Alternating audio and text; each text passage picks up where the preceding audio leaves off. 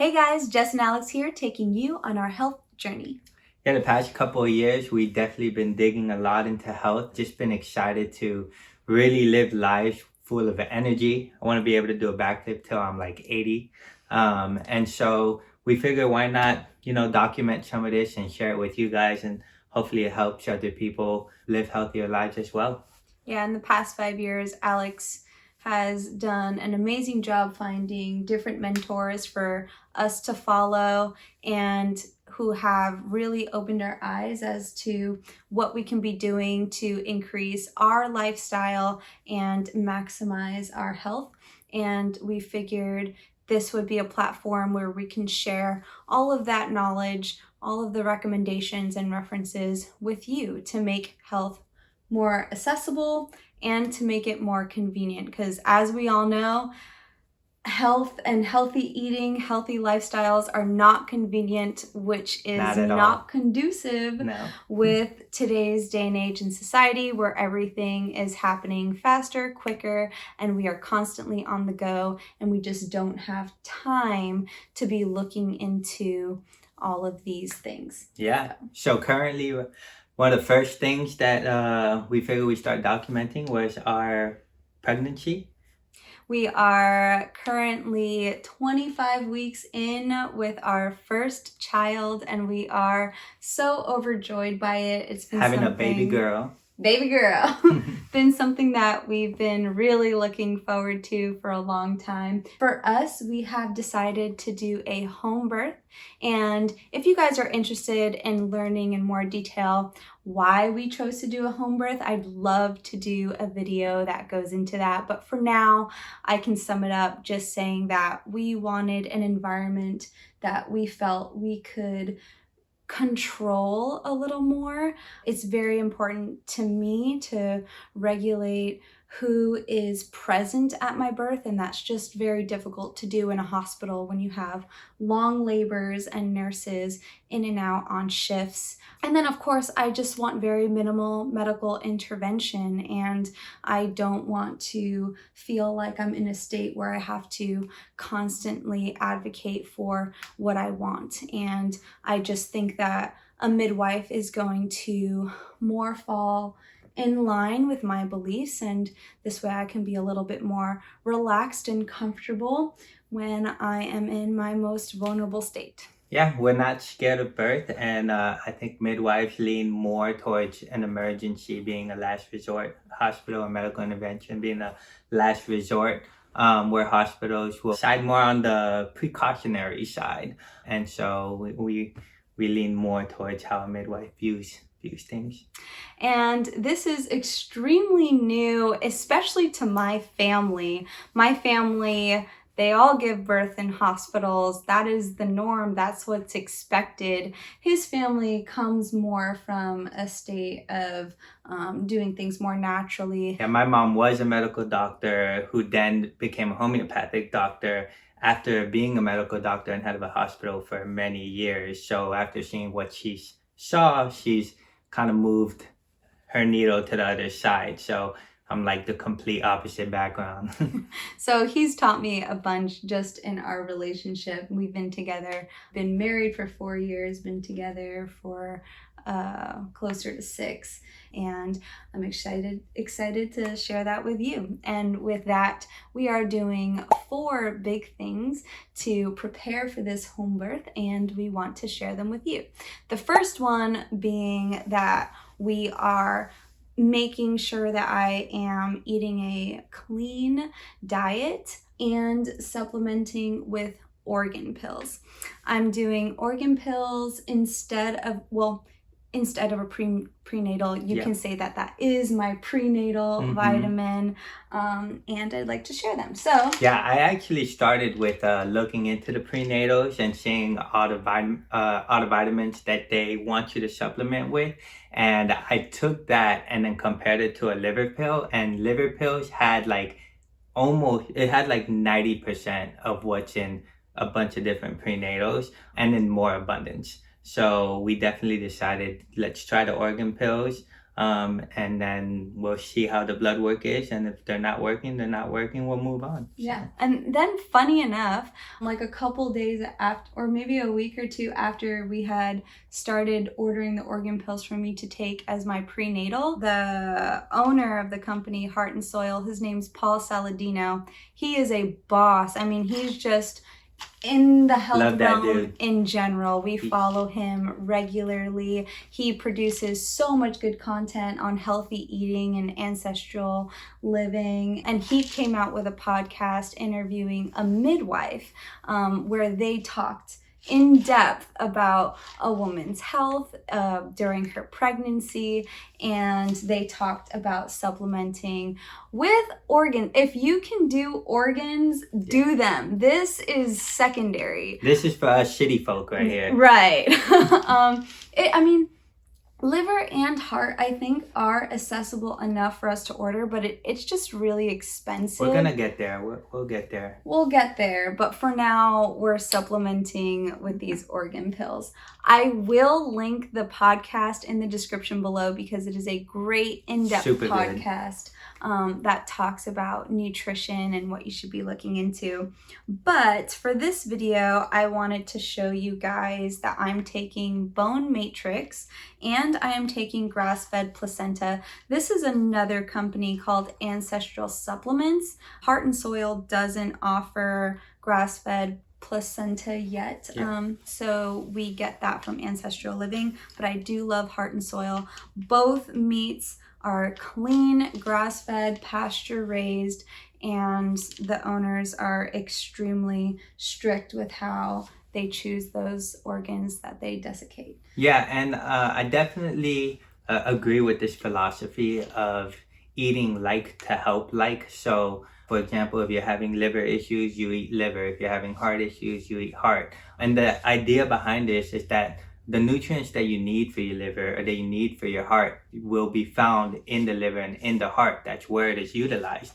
And so if you eat those things, it will help you get the nutrition that you need for those things. And so that's why Jess is taking placenta. She's growing a placenta that's feeding our baby. And so she's getting all the nutrients she needs for that. Placenta is high in the B vitamins, B6, B12, iron. And then the bone matrix, they say a pregnant woman will lose about a tooth's worth of minerals in her body during a pregnancy, which is insane. And so bone matrix has all the trace minerals that you need. It's got calcium, it's got phosphorus, and it's got all of these in the right amounts of it. For example, it's got calcium and phosphorus in a 2-to-1 ratio. And the reason it's got all these things in the right amount is because it's real food. It's actual real food. It's not synthetic. It's not, let's take the amount of vitamin C and the amount of this that we need and put it together. It's real food that's just pulverized and desiccated and put into a pill. Which would also mean that it is more bioavailable than any other prenatal you would take because it's coming from real food. And I'm taking... In the podcast, they recommend liver. They highly recommend liver. I was also taking beef organs in the beginning of my pregnancy, but I switched over to bone matrix because I specifically have very weak gums. I did not take care of my gums when I was younger, and I am paying the price now. And so especially now that I'm pregnant, it is a common symptom of having bloodier gums because of the hormone changes that are happening in my body. And so when I went in for my teeth cleaning, I was extremely, extremely surprised and grateful that my hygienist was so shocked at how good my gums were for being a pregnant woman. She was like, it's got to be your diet. You've got to be eating... without us saying anything about our diet. Yeah, without us saying anything about our diet. She was just very impressed and amazed at how well my gums were looking for being in my late second trimester. So that was really encouraging. And I really do give a lot of the props to bone matrix because before, the reason why I switched to it was I started to feel some teeth teeth aches and like some sharp pains, and I started to panic because I'm like, oh no, this is only the beginning. And when I started taking this, I really do feel like I felt a difference. We also had blood work done in your first trimester, and everything came out normal. The only thing that was slightly below normal was vitamin D. So dumb. Which is crazy. We live in South Florida, and I pride myself in being outdoorsy and getting sun. We don't wear sunscreen. And I don't know. I guess I work from home, and yeah, you work from home. We weren't getting a ton of sun. We weren't getting a ton of sun, but I felt like I was. So that was a reality check. Now we make sure that we get at least a half hour of sun. And at that time, you weren't taking placenta yet. So placenta's got a lot of vitamin D in it. And so we'll keep you guys updated with the second blood work that we're going to do. Is that the next visit? I think so. Yeah, the next visit we'll do second blood work, and we'll see how the organ pills continue to hold up as far as them being prenatal. So yeah. And then just for the rest of my diet, the biggest thing that I've been trying to be vigilant in is staying away from seed oils and vegetable oils. In our house, we only use olive oil, butter, or even we'll save bacon fat and use that to fry eggs. Staying away from grains and gluten, eating lower carb, and then even, when we want to have a dessert and stuff, trying to make more of it at home so that we can sweeten it the way we want to sweeten it, using coconut sugar or maple syrup or honey. In the mornings, I'll have bananas. I used to have strawberries, but I wanted something. I was like craving something heartier, and bananas really seems to fill that void. So I'll eat a bunch of bananas in the morning. And then I have a keto yogurt made by Ratio. I'll also link that in the description below. Been having more raw dairy. So when we do have milk, cheese, cream, we've been getting it raw. Yeah, tip of the day, try to go to a local farm and get raw dairy. It's definitely a great source of calcium and delicious. Yeah, staying away from gluten and just staying away from processed foods. And with that, I'll give you our second thing that we're doing to prepare for our home birth, which is reading this fabulous book, Birthing from Within. This book was recommended initially from that same midwife that we talked about that came out in the podcast with Paul Saladino. Alex started following her on Instagram, and in one of her posts, she had mentioned this book. But from there, I had told my midwife that I'm reading this book, and she said that it was a great book to read, and I believe it because I'm only on chapter 11 right now. I can't give my full review. I'll probably do that later on.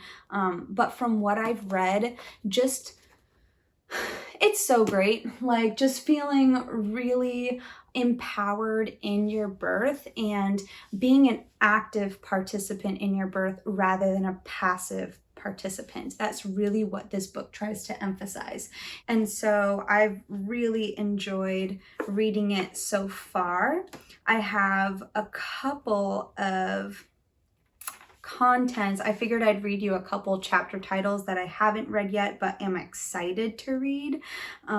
So chapter 17, The Birth Plan Trap.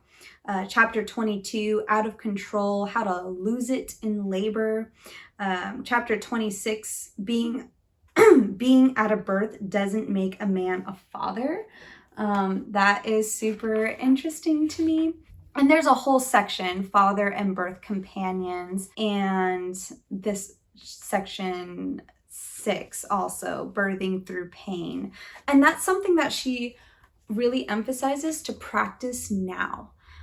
Practice embracing pain now rather than it be something that a skill you dust off when you're ready to give birth. And so I actually did try to put it into practice when I got my teeth cleaning the last time that I went, because I'm telling you, it is painful. Like, she does a really great job. That's why I keep going back to her. But I am sitting there like with tears streaming down the side of my face, just forced ones. I'm trying my hardest to be calm, but you just can't help how painful something really is. Yeah.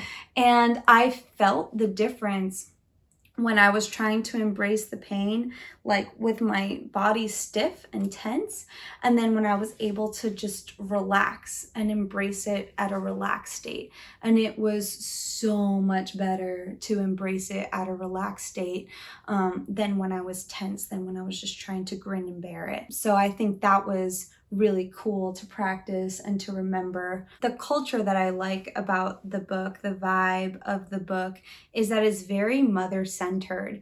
And I've noticed just even in today's society, how much pregnancy evolves around this child that's coming. We have a baby shower where we get all these gifts like that come in for the baby. And although that's so exciting and I can't wait for it, oftentimes the mother is overlooked. And it is a huge change and transformation for her. So the book really focuses on that, focuses on what are your biggest fears and anxieties in labor, how do you face them, and how do you overcome them so that you become this empowered, nurturing mother that you're built to be. So extremely excited to give you guys updates on this book, but for now, just know that we're reading it, and if you want to join us in reading it. Alex is reading it too. I started reading it on my own, just thinking that it would be a book for women. And then as I was reading, I was like, this is great for us to read together. Well, it's been really good for me too, to be able to, it does a good job of what you said, trying to bring some attention back to the mother, the woman who's becoming a mother, and allowing me to kind of help make you feel special, or help you feel like this is not just about the baby, but you're having our baby. And so and it is essentially a birthing class. She talks of it as a class, so I was like, birthing classes are for couples. And she does mention the couples, and she has a whole section just on men becoming fathers. So women who are watching, get your men involved too, because it's a good one for the both of you. And that leads us to our third thing that we're doing to prepare for home births, which is watching birthing videos. We're mostly doing this just by, we follow some midwives on Instagram, and as we look through their feeds, they post snippets of different births, but really just trying to normalize birth. And this is, I feel like, specifically for me, one of the big anxieties. I have a couple with labor. One is unnecessary medical intervention, and the second one is this feeling of invasion of privacy. Privacy is extremely important to me. I don't feel like I can express it enough in this video, but it's just been something that I've always been very guarded about, and it gives me a lot of anxiety knowing that there's going to be so many people. One is too many, okay? People seeing me in my most vulnerable state. Like, I feel like if it could be my choice, I would have the baby on my own with the door locked, like just me time. So really just navigating, how do I get myself more comfortable? And I think a big part is normalizing it. Women aren't taught to normalize their health. I mean, from the beginning, you know, like, girls don't talk about their periods. They're asking for pads in secrecy if they have a leak in school. I didn't get a sex talk by my mom. That was something that was too uncomfortable to talk about together. So here I am in college, super old, Googling things that I should have known way before I got to college, and even things that I could have known before I got married. Yeah. So really trying to change that with my labor and being open with it. Well, yeah, and even like most people, their only experience with this is going to be the actual experience that they have, which will be a short amount of time. They won't see anything before, and they won't see anything after, really. And then the only thing that they really have in mind from it is what they've seen on TV and movies and stuff, which it's not always painted as, it's always painted as an emergency. Yeah, and so seeing that this is a natural state and just seeing more home births, I think, has been very helpful. In fact, the first set of home births that we watched, It was before we were even family planning. I'm a videographer and I had some old videos that I wanted to look back on, but I couldn't remember my Vimeo account. So I just put in the search bar my maiden name, which is Jessica Nascimento. And Nascimento means birth in Portuguese.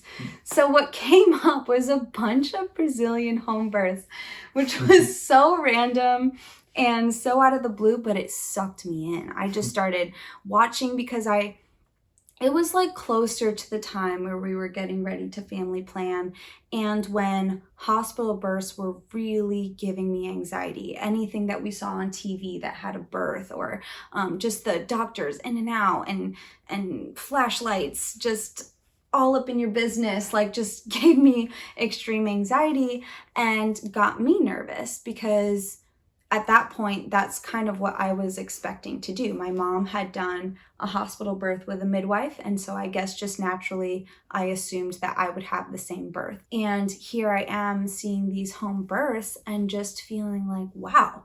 Like, the atmosphere is different. Yeah, this is an option. Yeah. Like, I saw... It's still crazy hard and still crazy painful, yeah. But the atmosphere is just different. It's just different. And for the first, I saw a video that brought me so much peace for the first time. And that's when I knew I was like, I want a home birth. Or tell them about the guy with the boxers. Yeah. They're my favorite video. And I made him watch it. And it's so funny because like you would think that it would give me anxiety watching her because I'm a very private person. I'll probably myself be robed or some type of clothes on when I give birth. But she was completely naked. But what was so like beautiful to me was actually like not just her being naked, but her partner only had boxers on. And that to me felt like he was being vulnerable with her. And it was completely quiet. He wasn't saying anything. The midwife wasn't saying anything, saying, come on, one more push, you can do it. Like no one was cheering her on. She was in control. And she handled it like a boss.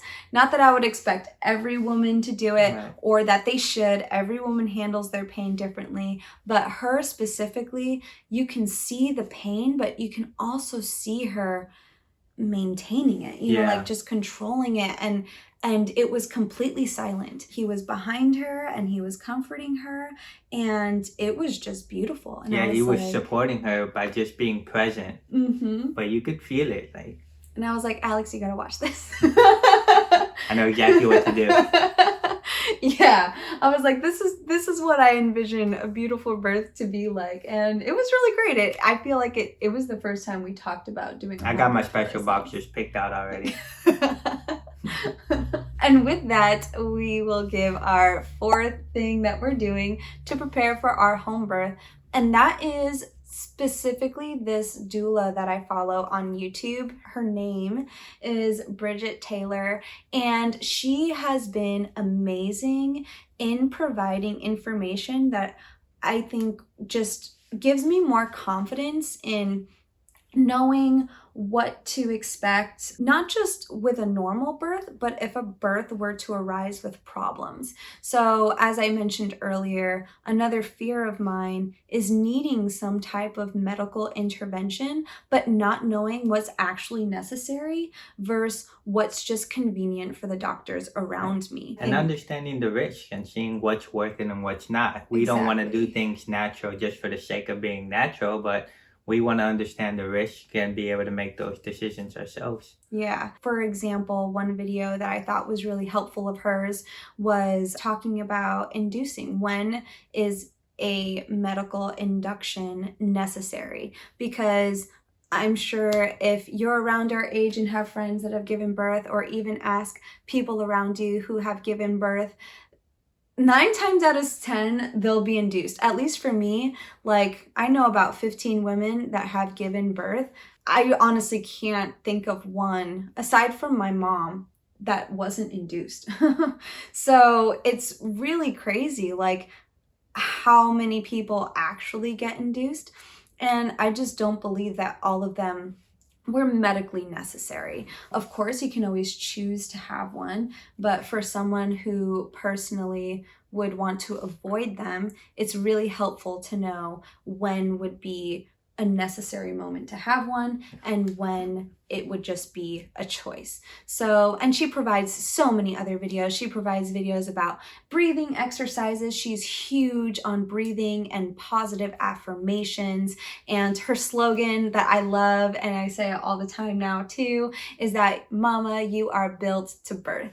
And she's just such a sweet and calm voice that I love to watch on my pastime, and I highly recommend her if you have your own doubts or worries. She doesn't just talk about home births. She is a doula for hospitals as well, so it's not tailored towards any type of plan. She is a pro-you plan.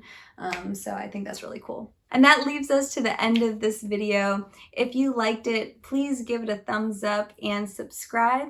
If you have any recommendations on another video that we can do, we'd be more than happy to do so. Until then, see you next time.